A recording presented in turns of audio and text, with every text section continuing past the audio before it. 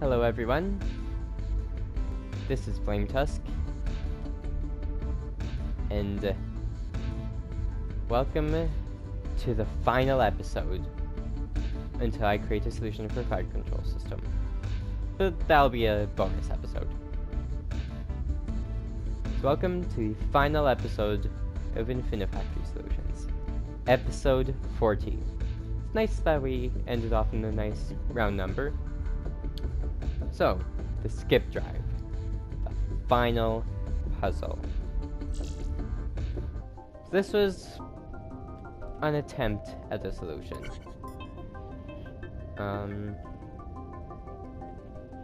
It didn't really work, as you can see down there. This just did not work. So, yes, I deleted the solution that I had. Because that wasn't my solution. My solution is much less efficient. So I have to build this thing, which is shaped like this. This is how the game treats it. I just use conduits for the curves, or for the diagonals, and that just add some variety. But yeah, this is how the game treats it. These act as they sort of bend inwards, and yeah, let me just get rid of this thing because it adds to the block score.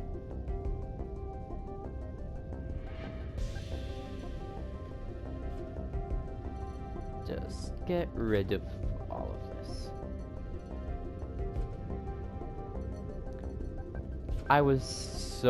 Let me tell you, I was so pleased when this thing worked. You might have some idea. Oh, wow. Actually I can make this bit more efficient by doing that. Alright, so you're given a lot of inputs. You're given 1, 2, because these are separate inputs. You're given 1, 2, 3, 4, 5, 6, 7 different inputs. The solution only works on the lowest input rate, -10. And things still input, and yeah, so these, I'll show you in the order in which I built this thing. So, first thing I did was I dealt with this. Those are like that, so it doesn't go along this way, because this direction takes priority over this one. Or this way. Be easier with a mouse, but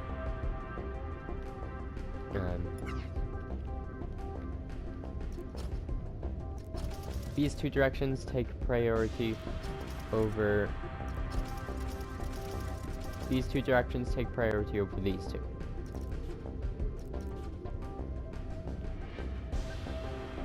So, I have this,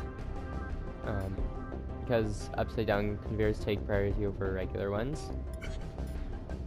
And this goes along here.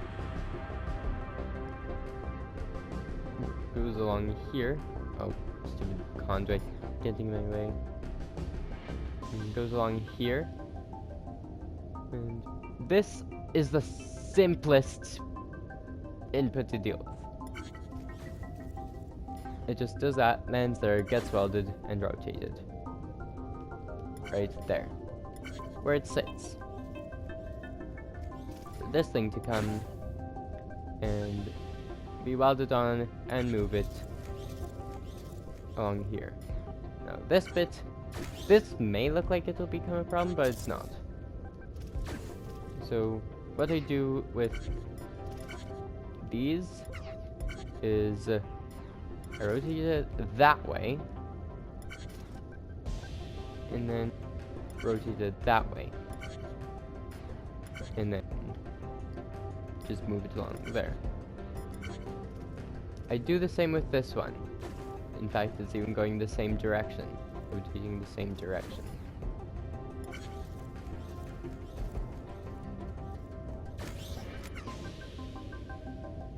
So here I have a timer of 2 because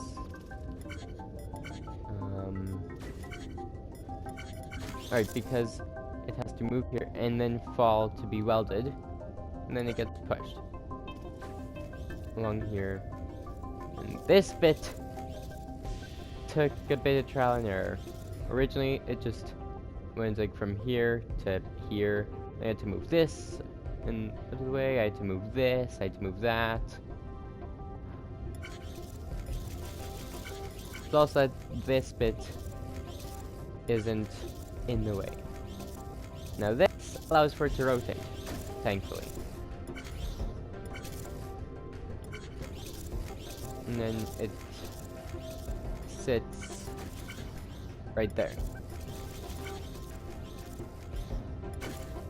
And then like that, and then it can't rotate because this is in the way. So then it just moves and falls down here.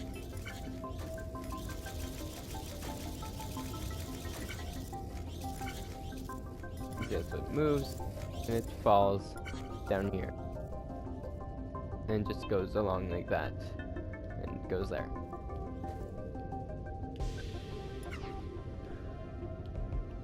And the central pillar bit I built in 2 parts. I build the top, including the bit that glows. So, I need this big delay here. Can I shorten it at all? Indeed I can. This shouldn't mess up the solution at all.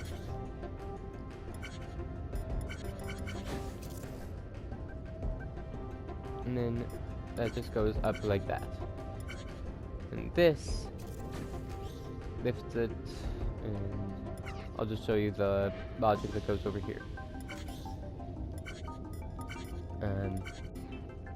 So that gets lifted up, and then gets lifted up one more to put it next to that, which pushes that, and it doesn't push this directly. It moves an upside down conveyor over top, allowing it, which then pushes it. And it lands down here, moves up here, where it waits, because I have a timer pusher thing here, so it pushes every other one of those. And then it goes out over here, and then same deal as over there, except just welding this.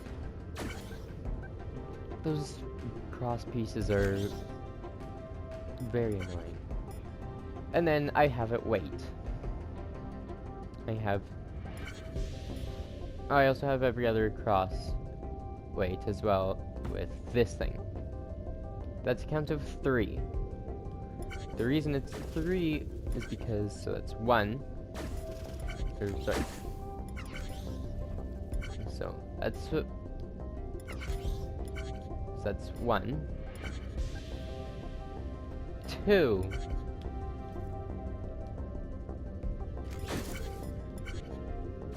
And then 3.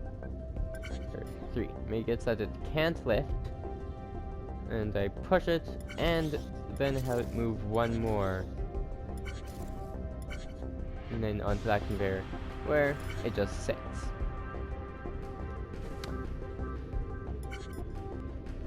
And they sit some more.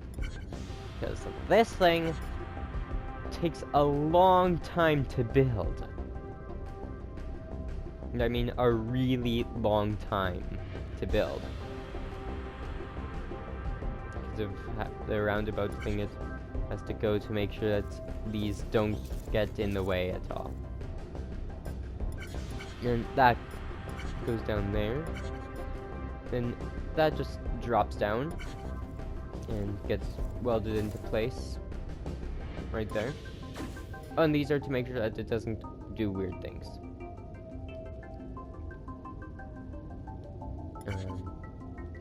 And then it just gets moved over by one. Or sorry, by two. Gets moved over by two.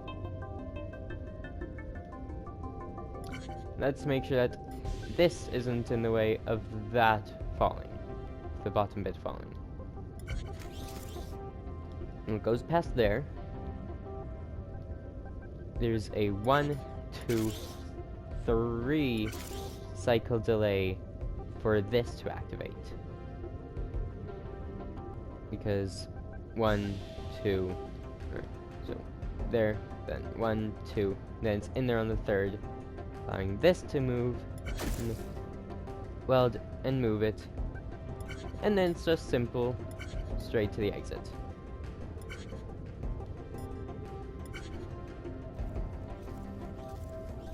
I'm so proud when this worked. I was surprised that this worked. If it was there, it wouldn't work, because it was just be off by one cycle. Don't understand why. But, oh yeah, it doesn't even let it rotate. So, it needs to be there.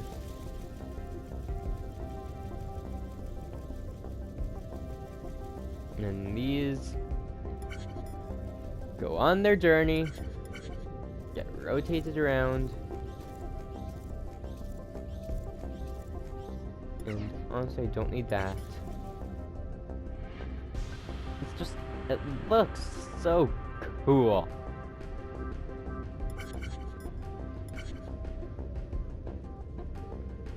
But yeah, this bit was probably the most difficult part.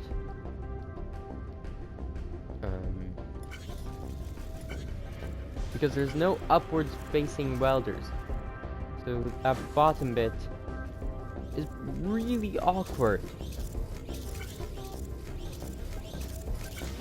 So, have that and then gets rotated. Hold on, I never noticed that. I never noticed something. That gets rotated. And then that has to wait. Wow. This solution, like, the timing just works so perfectly.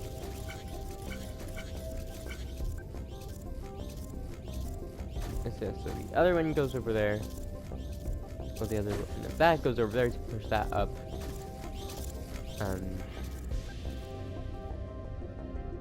Yeah. I love this solution. I just did it earlier today. But, yeah, I love this solution. Those things are a nightmare to deal with.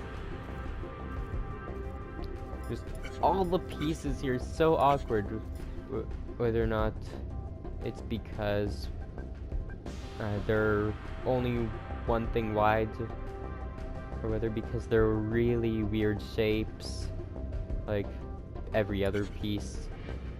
Like only these three, or these two technically, blocks or inputs are easy to deal with, relatively. Except they're not, because this is 3 things high, and yeah.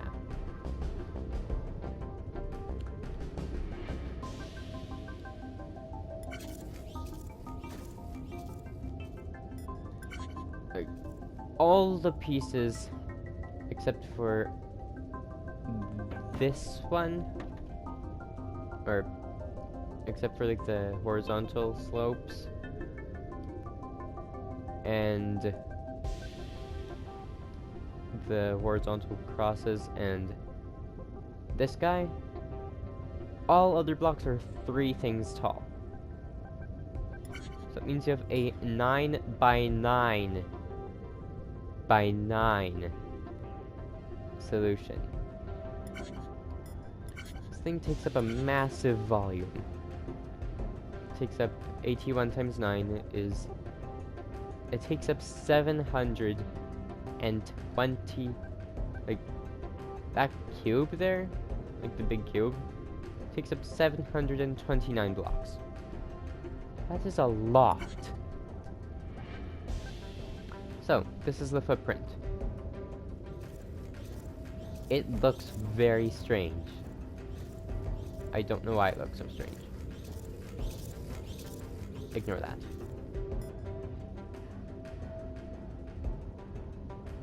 Seriously, do ignore that. Yeah, just this, it just looks so strange. I love it.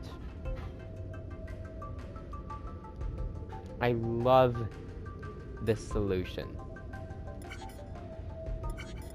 I love how it just works. Like, I love the 3-cycle delay.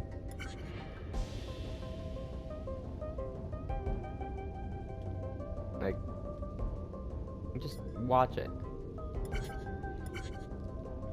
I love how to make sure that things don't get backed up. I need to be on the slowest thing possible. The slowest input rate possible.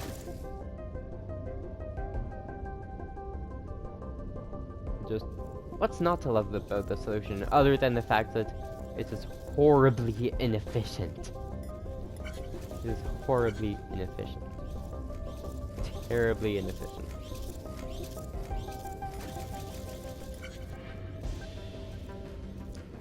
I like terribly inefficient solutions that aren't inefficient on purpose, but are... I love these solutions that just work.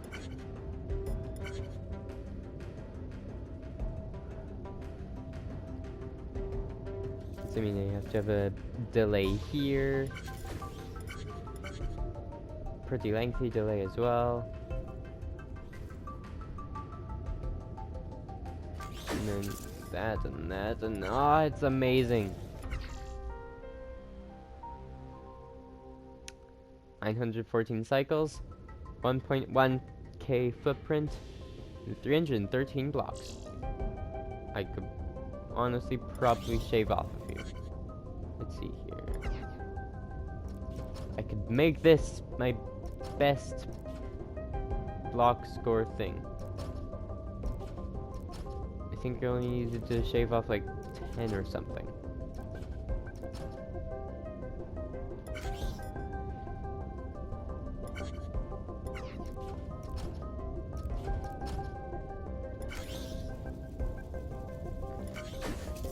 Okay.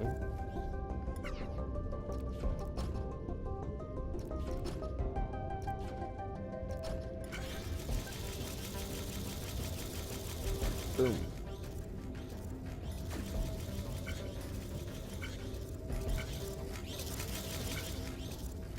And then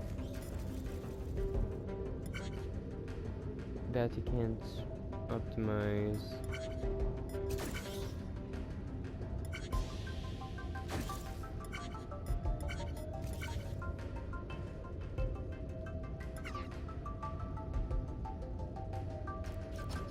That one?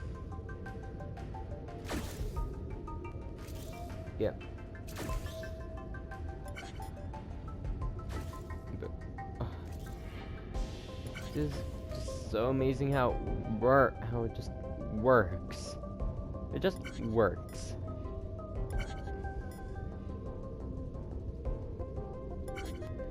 So, this has been episode 40 of Infinifactory Solutions. The final episode.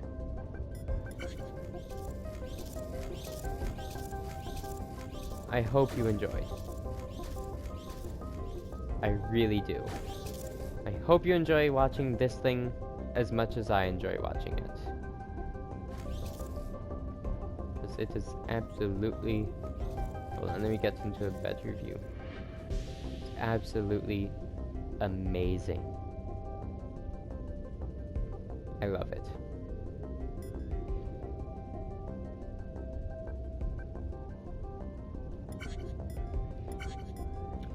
I love this thing so much.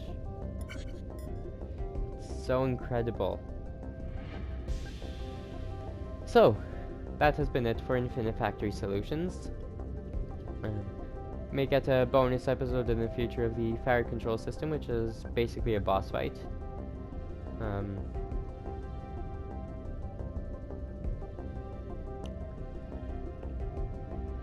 And yeah, so I hope you all enjoyed. I hope to see you again in whatever my next series is going to be.